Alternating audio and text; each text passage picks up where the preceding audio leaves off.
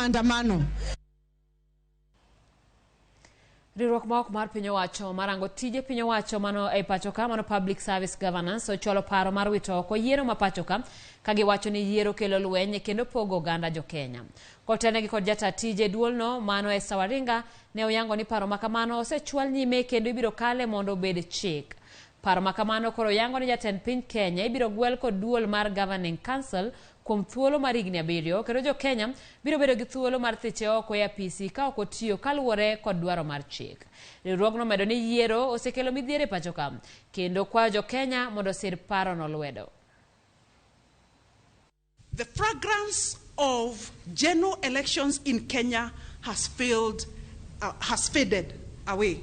It is in this regard that public service governance is introducing a pure public service system of government where service delivery will be facilitated through the ministries of government only.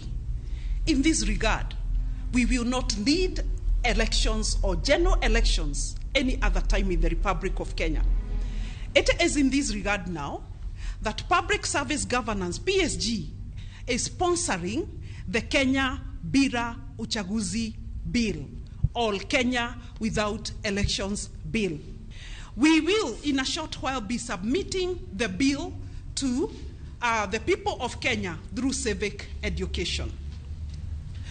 We anticipate that soon the bill will be passed into law and see the abolishment of general elections in the Republic of Kenya and birthing a corporate system of government called the Public Service System of Government in Kenya. Kawadi report moro mabe